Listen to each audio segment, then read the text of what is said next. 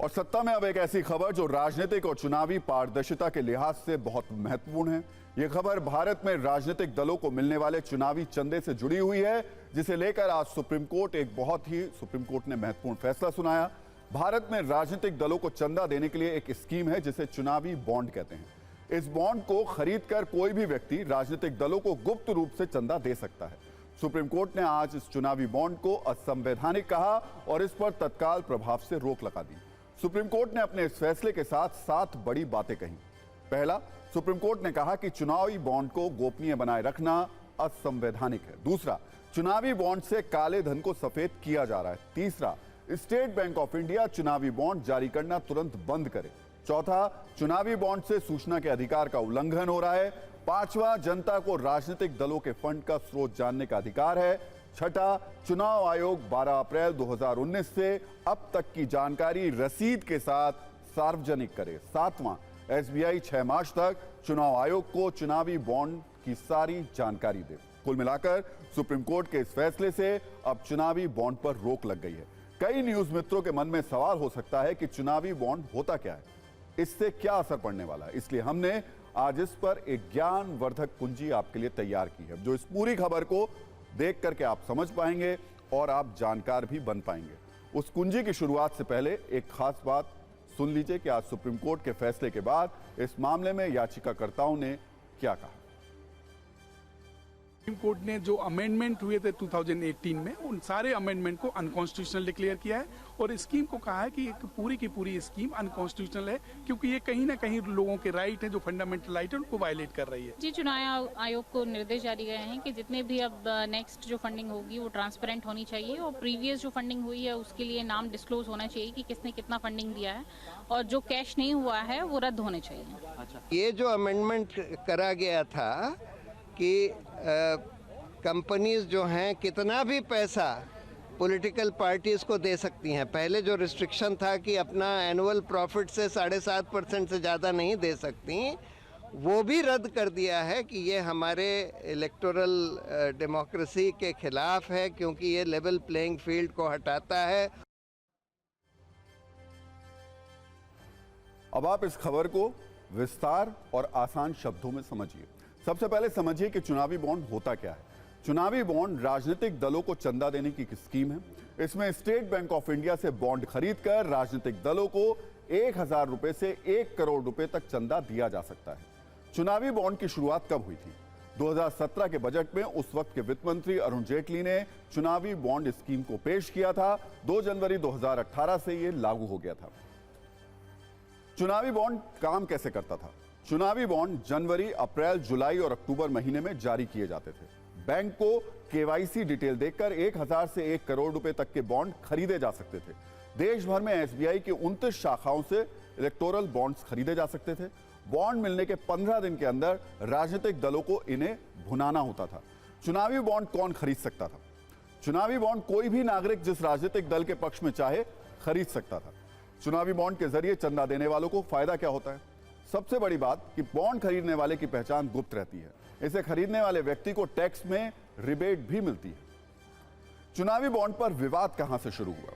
2017 में अरुण जेटली ने इसे पेश करते वक्त दावा किया कि इससे राजनीतिक पार्टियों को मिलने वाली फंडिंग और चुनाव व्यवस्था में पारदर्शिता आएगी, ब्लैक मनी पर अंकुश लगेगा। दूसरी ओर इसका विरोध करने वालों का कहना है कि चुनावी बॉन्ड खरीदने वालों की पहचान जाहिर नहीं की जाती है, इससे यह चुनाव में काले धन के इस्तेमाल का जरिया बन सकता है।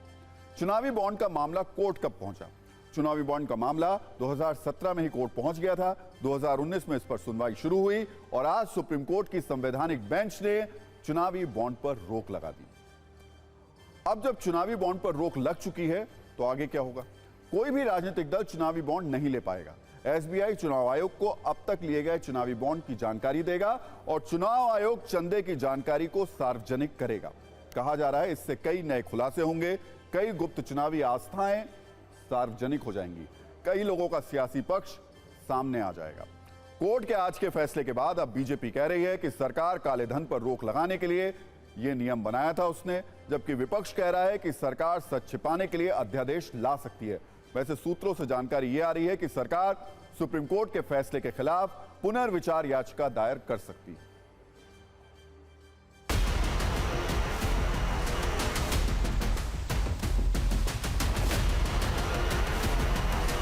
समझता हूँ कि बहुत ऐतिहासिक फैसला है और मैं सब राजनीतिक दलों से आग्रह करूँगा कि इसको एक राष्ट्रीय अभियान, राष्ट्रीय मूवमेंट के द्वारा इलेक्शन में बताया जाए देश की जनता को। मोदी सरकार मनी बिल के तौर पे लेकर आई थी ताकि राज्यसभा में इस पर कोई चर्चा ना हो, कोई बहस ना हो और सीधा पारित हो जाए। आज भी हमें डर है और हमारा डर भी जायज है।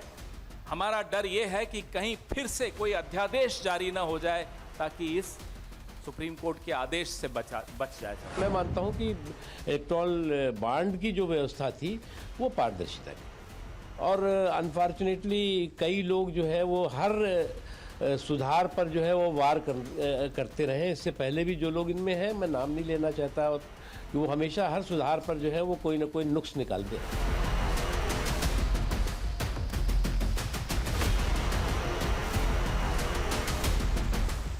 आज तक एक भी इलेक्ट्रल बॉन्ड को एक्सेप्ट नहीं किया, और हमारी उसूल है, हमारा मानना है कि ये इलेक्ट्रल बॉन्ड स्कीम ये राजनीतिक करप्शन, पॉलिटिकल करप्शन का लीगलाइजेशन, तो इसके खिलाफ हम खड़े रहे।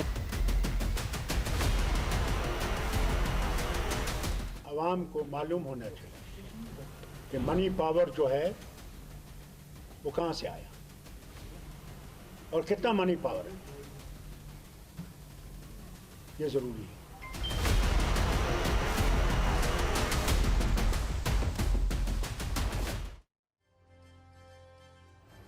तो सुप्रीम कोर्ट के फैसले के बाद बीजेपी अपनी सरकार के फैसले का बचाव कर रही है तो कांग्रेस सरकार पर हमलावर है। लेकिन चुनावी बॉन्ड की लाभार्थी करीब करीब सभी पार्टियां हैं, लेकिन इसमें टॉप 3 राजनीतिक दलों ने, यानी 3 प्रमुख दलों में बीजेपी, कांग्रेस और टीएमसी शामिल है। अगर 2017 से 2021 तक चुनावी बॉन्ड से मिले चंदे की बात करें तो एसोसिएशन फॉर डेमोक्रेटिक रिफॉर्म्स यानी एडीआर के मुताबिक बीजेपी को 5,272 करोड़ रुपए चुनावी बॉन्ड से मिले, कांग्रेस को 952 करोड़ रुपए चुनावी बॉन्ड से मिले और टीएमसी को 767 करोड़ रुपए मिले। वैसे बीजेपी और कांग्रेस में काफी गैप है, लेकिन टीएमसी और कांग्रेस को चुनावी बॉन्ड से मिले चंदे में बहुत ज्यादा अंतर नहीं। सुप्रीम कोर्ट के इस फैसले और इसके असर पर नजरिया 9 यह है कि पारदर्शिता पूरी चुनावी व्यवस्था का गोल्ड स्टैंडर्ड है। राष्ट्रीय सुरक्षा से जुड़े मुद्दों को छोड़कर जितनी ज्यादा पारदर्शिता होगी उतनी ही स्वच्छ राजनीतिक व्यवस्था होगी और उसका लाभ देश को और देश के लोगों को मिलेगा। उम्मीद करते ये हैं कि ये पारदर्शिता भविष्य में सरकार, राजनीतिक दल और न्याय व्यवस्था सहित हर जगह लागू होगी। वो दिन कभी ना कभी इस नए भारत में जरूर आएगा और ये हम सब देखेंगे।